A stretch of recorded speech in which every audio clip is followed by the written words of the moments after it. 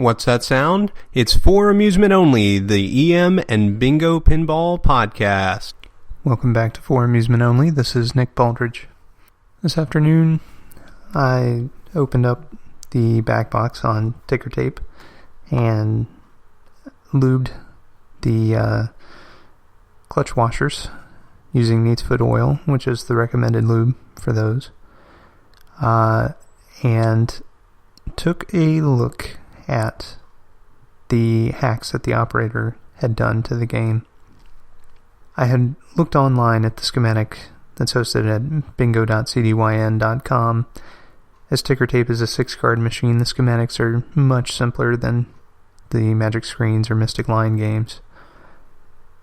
In fact, most of the complexity in this game is in the coin circuit, as it has some of the later additions to the bingo coin circuits, like the split take diverter and the coin unit that's mounted in the cabinet for multiple plays for a quarter, including the multiplay relay, which gives me trouble occasionally on double up. So I'm taking a look in the back box and trying to figure out why the corner scoring doesn't work. I had already looked, I mentioned on an earlier podcast that there was a number spotting feature on ticker tape. However, I thought that because on the score and instruction cards, that line had been blacked out with Sharpie, but looking on bingo.cdyn.com, I didn't see any mention of the number spotting feature, and looking on the schematic, there was no number spotting feature either. So, little did I know, but in fact, this feature doesn't exist on ticker tape. So, the only real problem that I had was the four corners scoring, which if you score, or if you put a ball in the numbers corresponding to each of the four corners of the lighted bingo card, it will score as if there are 5 in a row. This feature never once fired off, and I had put several dozen games on the machine at this point. So I took a look at the schematic and traced out the circuit, and there are several different switches in the circuit, but really it's not a very complex one. Opening up the machine and looking, there's the trip, which is for each individual card, has its own corners scoring trip relay for when you achieve that function. None of those were hacked in any way, and the switches were very clean, and the wiring was very clean, so there was no fooling around with the switches on the trip relays. So that carried me to the randomizer disc. And this is something that is only present on the 6-card machine and is not present on either the Mystic Line machine that I have, nor any Magic Screen game that I've ever had my face in, or Mystic Line game for that matter. So what this is a small circuit board with finger wipers similar to a search disc, but instead of rivets, again, it's more of a circuit board where you have large areas of contact, and it's connected to a motor which turns in both directions. The corner scoring feature only fires when the randomizer disc is in certain positions. Looking at the disc itself, it was a little dirty, but not incredibly so, just a little bit. And it had 2 small cuts in the traces on this board. Thankfully, the operator did this in an area that the wipers don't actually travel on. It was in just an area that connects to areas which are a distance apart. So in order to fix this, I had to stitch in a jumper wire and solder it on both sides of the area where the operator had cut out a groove and ripped up the trace in between.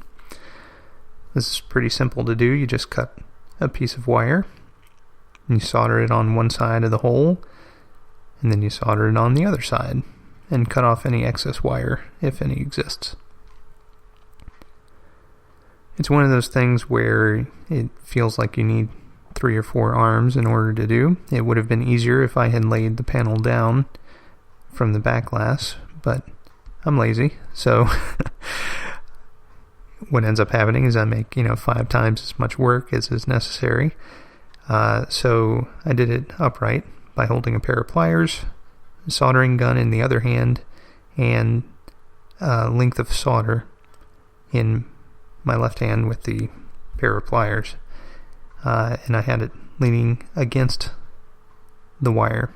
So as I heated up the wire with the soldering gun, it caused the solder to flow down the wire and stop. Lifted the soldering gun off, and then waited for it to dry, which only takes a couple seconds.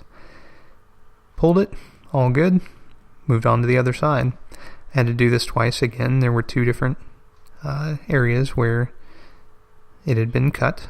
When I did, fired up the machine after lubing the circuit board, since I had cleaned it prior to installing these jumpers.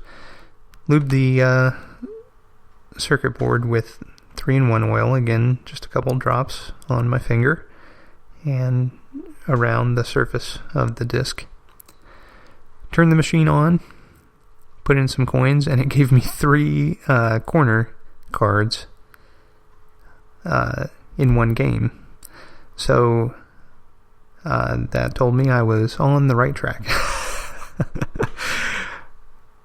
Played a few games, never made all 4 corners, but I was able to verify that in each of the 6 cards the corner would light appropriately.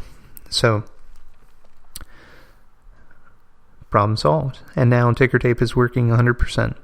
Once I had it 100%, I had my daughter Ava come over and give it a try, and I'll have her on an interview at a later date. But she was nudging the machine and getting a feel for it and trying to make 3, 4, or 5 in a row. Unfortunately, she tilted almost every game that she played. The 6-card machine is a lot lighter than the Mystic Line or Magic Screen game that I have, and so it's easier to tilt it. Even though I have my tilt set at a different level, she was still having a hard time with it. So that may color her judgment a bit, but she did say that the rules and layout were a lot simpler than on the Magic Screen and Mystic Line game that I have. So hopefully we'll get to hear her commentary soon. Tomorrow night I have my work cut out for me. I hope to install the 14 bumpers on my Project Gigi, and that should take care of that machine. I've been through and verified that it starts appropriately, and everything seems to be okay with the exception of some odd lighting issues, which I hope will be resolved once the